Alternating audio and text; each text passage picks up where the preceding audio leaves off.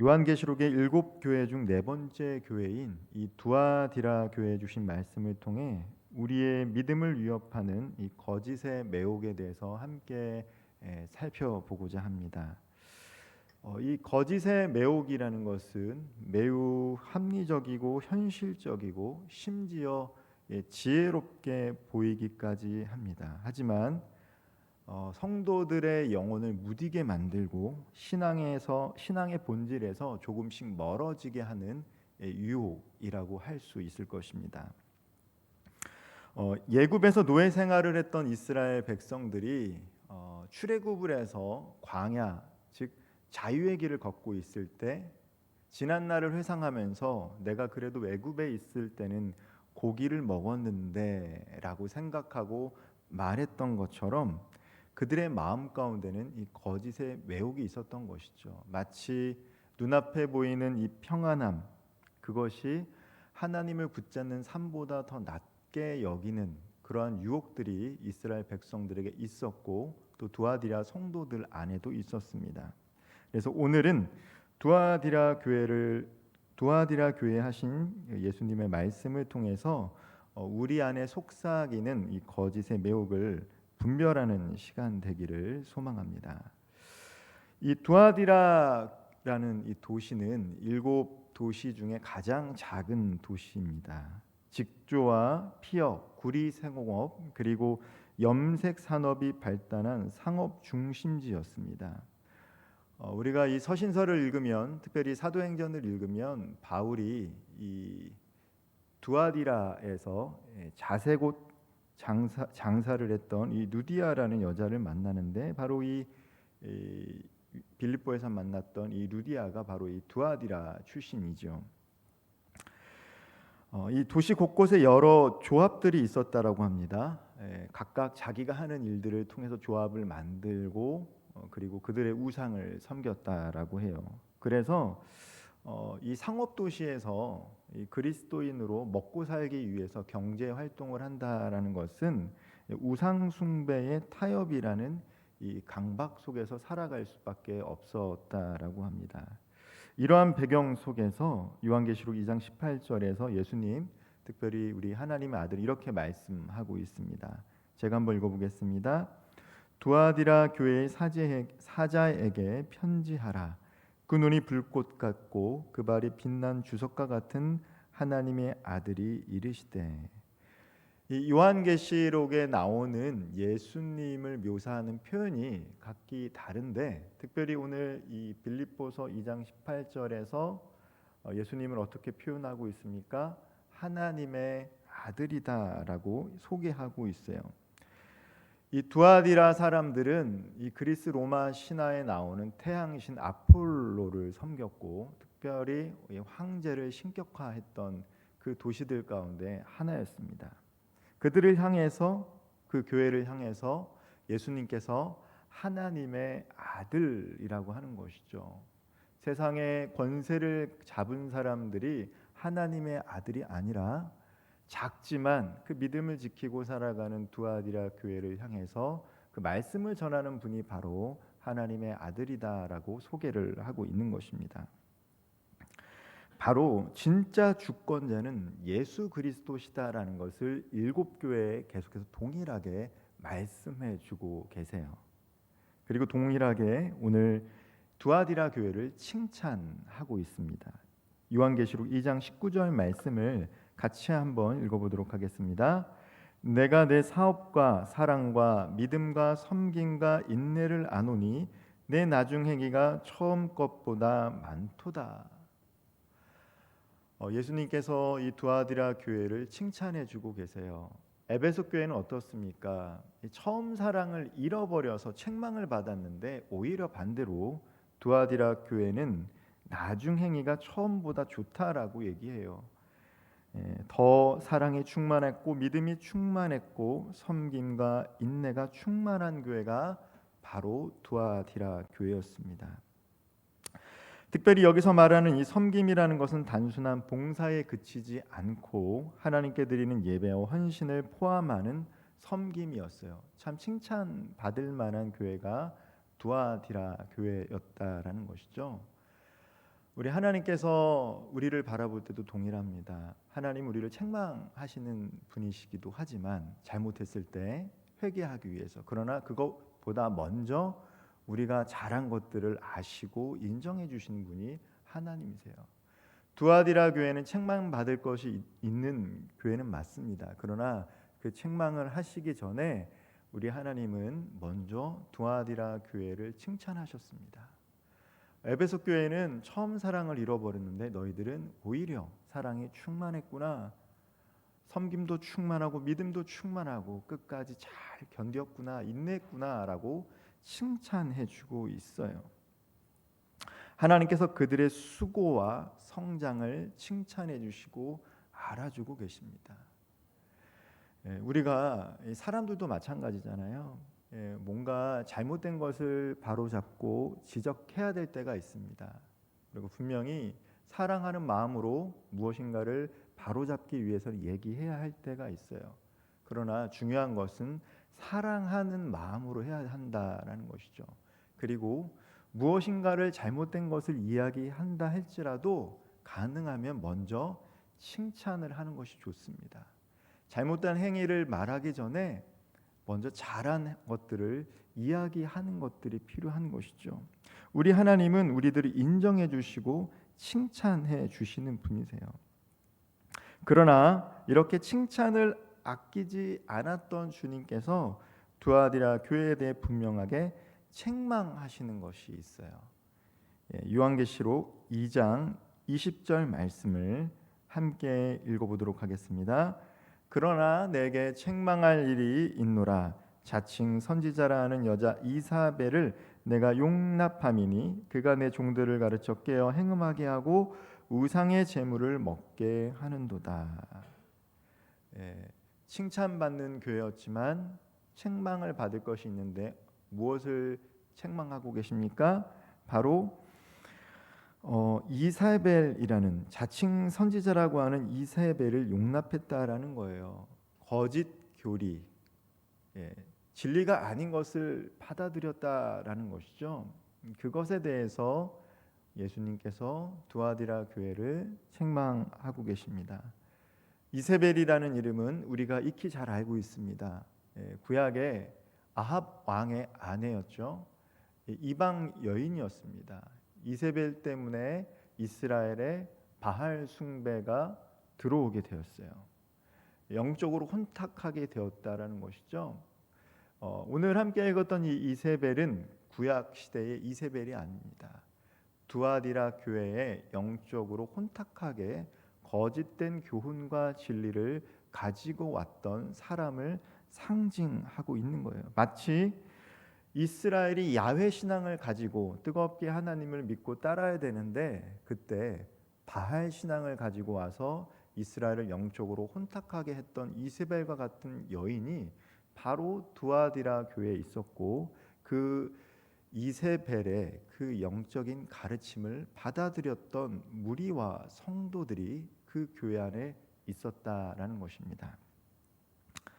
왜 그들이 사랑이 충만했고 믿음과 섬김과 인내가 충만했던 교회였는데 자칭 이 선지자라고 하는 이 이세벨이라고 하는 여자의 영적인 가르침을 받아들였습니까? 그것은 매우 현실적인 가르침이었을 거예요. 앞서 말씀드렸지만 두아디라 지역에서는 상업 도시였습니다. 어느 조합에 속해서 먹고 살아야 했어요. 그러다 보면 하나님을 알지 못하는 사람들이 섬기는 우상을 타협하면서 섬길 수도 있었습니다. 조합 활동은 그냥 사회적 간섭일 뿐이다. 가족을 먹여 살리려면 타협하는 것이 때론 필요하다라고 이야기했던 무리들이 있었어요. 주일만 잘 지키면 되지 그들이 먹고 마시는 것에 동참하는 것, 그것이 무엇이 문제인가라고 하는 것이죠. 특별히 이 요한 서신서에서는 이 영주주의자들에 대해서 강력하게 비판하고 배격합니다. 영적인 것은 좋은 것이고 육적인 것은 나쁜 것이다. 그래서 영적인 것을 잘 지키기 때문에 극단적으로 육체적인 쾌락을 지키던 사람들도 있었고 금욕적인 생활을 하던 사람들도 있었습니다. 즉 우리가 예수 그리스도를 믿고 영적인 것을 추구하기 때문에 육체적인 것을 범하더라도 문제가 되지 않는다라고 이야기했던 무리들이 그 두아디라 교회 안에도 있었다라는 것이죠. 특별히 오늘 본문에서는 내 종들을 깨어 우상의 제물을 먹게 하고 행음하게 했다라고 표현하고 있습니다. 여기서 우상의 제물이라는 것은 단순한 음식만이 아니라는 것이죠. 황제 앞에 드려진 음식을 먹는 것뿐만 아니라 경제적 이익을 위해 신앙의 기준을 내려놓는 타협까지도 포함하고 있습니다. 이쯤이야 괜찮아. 다들 이렇게 살아가는데 나는 타협하면 어때? 이런 것까지도 사실 포함하고 있었다라는 것이죠. 세상에서 살아가면서 사람들이 이러한 기준을 가지고 살아가기 위해서 이렇게 타협하는데 나라고 뭐 별 수 있나? 라는 생각을 가지고 신앙의 기준점이 점점 멀어지게 만드는 상황들을 마주하게 된다라는 것이죠. 행음이라는 것 역시 단순한 성적인 타락만을 의미하는 것이 아닙니다. 하나님만 사랑하고 섬기기로 했던 마음을 세상의 가치와 쾌락, 성공, 편안함에 내주는 영적인 간음을 의미하는 거예요. 즉 그들이 육체적으로 우상 숭배했던 음식을 먹고 행음했다라고 볼 수도 있지만 그들이 세상 속에서 구별됨 없이 동일하게 살아가는 그 모습에 대해서 예수님께서는 책망하고 있어요. 입술로는 하나님을 고백하지만 실제로는 하나님보다 더 의지하고 사랑하는 것이 바로 영적 행음이었고 두아디라 교회 성도들을 향해 예수님께서 이것을 지적하고 책망하고 계시는 것입니다. 창세기 3장을 보면 뱀이 하와에게 다가와 이렇게 유혹을 합니다. 창세기 3장 5절 말씀을 제가 한번 읽어보겠습니다. 너희가 그것을 먹는 날에는 너희 눈이 밝아져 하나님과 같이 되어 선악을 알 줄 하나님이 아심이니라. 겉으로 보면 이 말이 단순히 한번 먹어봐 맛있어 라는 말이 아니라는 것을 알 수 있죠. 영적인 것으로 그들을 이렇게 꿰이고 있습니다. 너가 만약에 이 선악과를 먹으면 하나님처럼 선과 악을 분별할 수 있다라는 거예요. 지금보다 더 높은 경지에 이를 수 있다라고 뱀이 하와를 유혹했습니다. 오늘날 이단들도 마찬가지죠. 교회에 조심스럽게 침투해서 마치 그들이 가지고 있는 것이 더 깊은 영적인 가르침인 것처럼 성경을 해석하고 성도들을 유혹할 때가 있다라는 것이죠. 뱀이 하와를 유혹했던 것처럼 오늘날에도 교회 안에 침투해서 유혹하는 무리들 또한 있습니다. 영적인 생활이란 이런 것이다라고 이야기하면서 극한의 중도의 삶이 아니라 쾌락의 삶이거나 아니면 금욕주의적인 삶을 살아가면서 이것이 영적인 삶이다라고 이야기하는 무리들 또한 있다라는 것이죠. 그들은 타협과 죄를 마치 영적 성숙으로 가는 깊은 길인 것처럼 포장할 때도 있습니다. 죄를 짓는 것, 물론 우리가 예수 그리스도를 믿음으로 말미암아 죄에서 사함받은 존재입니다. 그러나 여전히 육신적인 죄를 짓고 있죠. 그리고 육신적인 죄를 지을 때 우리 안에는 죄책감이라는 것이 듭니다. 그런데 이 죄책감을 자유롭게 해주는 무리들이 있었다라는 것이죠. 예수 그리스도를 믿음으로 말미암아 너희들이 육신으로 지은 그 모든 죄는 상관이 없다라는 거예요. 그 죄와 타협하게 하는 무리들이 있다라는 것이죠. 초대교회에는 그러한 무리들이 있었습니다. 그러나 하나님 보시기에 그것은 결코 깊은 영성이 아니라 사탄에게 더 깊이 끌려 들어가게 되는 것이에요. 요한계시록 2장 24절 말씀 제가 한번 읽어보도록 하겠습니다. 두아디라에 남아있어 이 교훈을 받지 아니하고 소위 사탄의 깊은 것을 알지 못하는 너희에게 말하노니 다른 짐으로 너희에게 지울 것이 없노라. 소위 사탄의 깊은 것을 알지 못하는 너희에게. 구약에서는 이러한 사람들을 남은 자라는 표현을 쓰고 있습니다. 믿음을 끝까지 지킨 사람들이라는 표현을 구약에서는 쓰고 있는데, 오늘 요한계시록 2장 24절에서는 소위 사탄의 깊은 것을 알지 못하는 사람들, 헬라어로는요 타바데 투 사타나라고 합니다. 타바데는 바닷속에 있는 깊은 것을 의미해요. 마치 깊이 있는 것. 그래서 직역하면요 사탄에게 속한 것들이라고 할 수 있습니다. 당시 거짓 교사들은요 아마 자신들의 가르침을 더 깊은 영적 비밀이라고 주장했을 가능성이 커요. 표면적인 신앙생활에 머무르지 말라라는 것이죠. 깊은 영적인 것을 체험해야 된다라고 유혹했습니다. 한편으로는 육체로는 어떤 것을 해도 상관없다라고 가리키기도 했어요. 왜냐하면 그것은 영적인 영역이 아니기 때문이라는 것이죠. 죄를 깊이 경험해봐야 은혜도 깊이 알 수 있어라고 위험한 가르침을 펼치던 사람들도 있었다는 것이죠. 영적인 것으로 깊이 들어가다 보니까 육체적인 것은 큰 상관이 없다라는 가르침이 있었다라는 거예요. 그것은 매우 위험했습니다. 우리가 예수 그리스도를 믿고 하나님의 자녀가 되어서 말씀대로 살아가는 것은 이 말씀을 지킨다고 해서 구원을 받는 것은 아니죠. 그러나 예수를 믿고 하나님의 자녀가 되었을 때 이 말씀대로 살아갈 때 하나님께서 우리에게 주시는 복과 행복이 있어요. 그런데 이 사탄의 깊은 것에 속했던 사람들은 그런 가르침과 상관없이 영적인 삶과 육적인 삶을 나눴다라는 거예요. 그래서 영적인 것을 추구하면 육적인 죄를 범해도 된다라는 것이죠. 사도 바울은 고린도전서 2장 10절에서 이렇게 고백하고 있습니다. 함께 읽어보겠습니다. 오직 하나님이 성령으로 이것을 우리에게 보이셨으니 성령은 모든 것 곧 하나님의 깊은 것까지 통달하시느니라.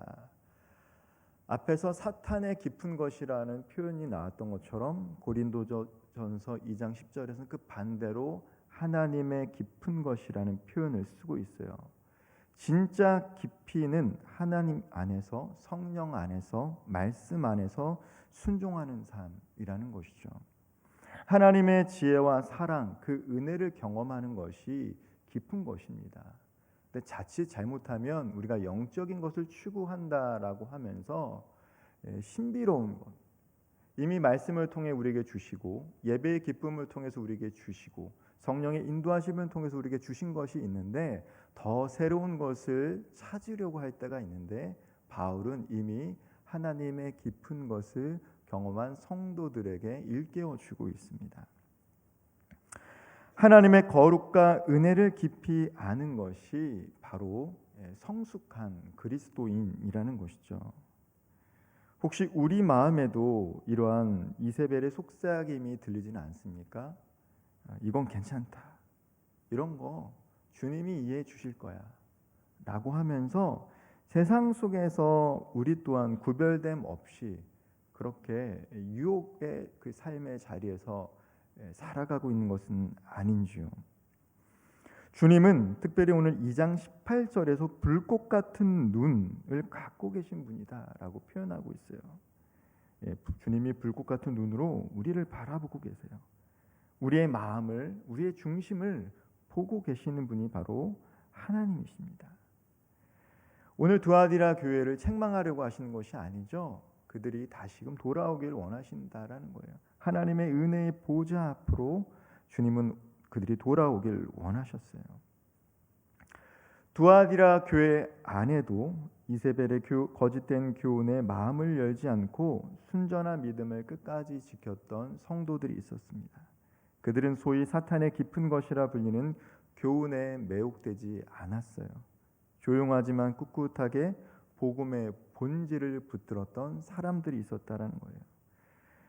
오늘 주님은 그들에게 더 이상 새로운 짐을 지우지 않으시고 이렇게 말씀하고 계세요. 요한계시록 2장 25절 말씀입니다. 제가 한번 읽어보겠습니다. 다만 너희에게 있는 것을 내가 올 때까지 굳게 잡으라. 그들에게 이야기한 것은 무엇입니까? 지금 그 모습 그대로 그들이 붙잡고 있는 것을 끝까지 붙잡으십시오라고 격려하며 말씀해주고 계세요. 사랑하는 성도 여러분, 그들이 붙잡고 있는 것은 어떤 특별한 것이 아니었어요. 사랑하고 섬기고 인내하고 거짓의 매혹 앞에서 타협하지 않고 하나님 앞에서 기쁘게 살아가는 것이 바로 그들의 모습이었습니다. 오늘 우리가 살아가는 이 시대도 소아시아 7교회, 특별히 두아디라 교회와 별반 다르지는 않은 것 같아요. 이 정도는 다들 하잖아. 내가 가족을 먹여 살리려면 이렇게 해야 돼. 우리를 타협하게 하는 그런 상황과 여건들이 있습니다. 때로는 그것이 너무나도 현실적이기 때문에, 때로는 그것이 너무나 지혜로워 보이기 때문에 우리도 모르게 유혹받을 때가 있다라는 것이죠. 하지만 오늘 말씀에서 예수님께서는 그들에게, 이기는 자에게, 그 믿음을 끝까지 붙들고 있는 자들에게 상급이 있다라고 말씀하셨습니다. 두 가지 놀라운 약속을 주시는데요. 첫 번째가 무엇입니까? 만국을 다스리는 권세를 주신다라는 것이죠. 요한계시록 2장 26절 말씀 제가 한번 읽어보겠습니다. 이기는 자와 끝까지 내 일을 지키는 자에게 만국을 다스리는 권세를 주리니. 이것은 단순히 힘과 지위를 주겠다라는 것을 말하는 것이 아니에요. 악을 심판하시고 주님께서 함께 다스리는 그 자리에 우리를 동참시키시겠다라는 것이죠. 우리가 믿음 때문에 억울할 때가 있었고 소외받을 때가 있었고 희생할 때가 있었는데 하나님께서 그것을 기억하시고 회복시켜 주시겠다라는 약속이기도 합니다. 그리고 두 번째 약속이 무엇입니까? 새벽별이라는 것이죠. 요한계시록 2장 28절 말씀입니다. 제가 읽겠습니다. 내가 또 그에게 새벽별을 주리라. 새벽별은 언제 떠오릅니까? 밤이 가장 깊고 어두울 때 새벽별이 떠올라요. 우리 인생 가운데 소망이 보이지 않을 때, 절망하고 낙심할 때 믿음을 끝까지 붙든 그들에게 하나님께서 친히 소망의 새벽별, 광명의 별이 되시겠다라고 위로해 주고 있는 거예요. 이 세상 속에서 타협하면서 평안함과 안정감과 모든 것을 누리며 살아가는 사람들을 볼 때 마음 아프고 낙심이 되지만, 그러나 사랑과 섬김과 믿음과 인내를 끝까지 지키며 살아갔던, 사탄의 깊은 것을 경험하지 않았던, 마치 이스라엘 시대의 그 남은 자들의 신앙을 갖고 가는 자들에게 하나님께서 소망이 되어주시고 그들의 아픔을, 눈물을 닦아주시겠다라고 약속하고 계십니다. 주님은 우리를 포기하지 않으시고 빛으로 찾아와 주시는 분이에요. 그리고 그분이 우리 삶 가운데 임하실 때 어떻습니까? 칠흑 같은 어둠은 물러가고 그분의 영광이 우리의 삶을 환하게 비추시는 것입니다. 말씀을 좀 마무리하겠습니다. 주님은 두아디라 교회에게 말씀하셨어요. 거짓의 기품에서 돌이켜 하나님께 돌아오라고 말하고 있습니다. 그들은 서로 사랑했고 믿음이 충만했고 그리고 섬김이 있었고 끝까지 인내하는 사람들이었습니다. 그럼에도 불구하고 잘못된 진리를 받아들이고 타협했을 때 하나님께서는 그들에게 경책하시며 말씀하시며 거짓을 멀리하고 하나님의 깊은 곳, 성령의 인도하신 말씀으로 돌아오라고 주님께서는 말씀하고 계세요. 사랑하는 성도 여러분, 이 시대를 살아가며 거짓의 매혹을 단호하게 거절할 수 있는 저와 우리 모든 성도님들 되기를 소망합니다. 경제적인, 재정적인 유익을 위해 편안함과 안정을 추구하는 것도 중요합니다. 그러나 그것으로 인해 하나님과의 관계가 조금씩 멀어지게 한다라면 그 모든 유혹을 단호히 끊을 수 있어야 합니다. 그리고 이미 우리 성도님들에게 주신 사랑과 믿음과 섬김과 인내를 주님 오실 때까지 끝까지 붙잡으시기를 소망합니다. 그 길을 끝까지 걸어갈 때 주님은 저와 우리 모든 성도님들을 이기는 자들이라고 칭찬해 주실 것입니다. 마지막으로 오늘 본문 2장 29절 말씀 함께 읽고 설교를 마무리하겠습니다. 함께 읽겠습니다. 귀 있는 자는 성령이 교회들에게 하시는 말씀을 들을지어다. 아멘. 기도하겠습니다.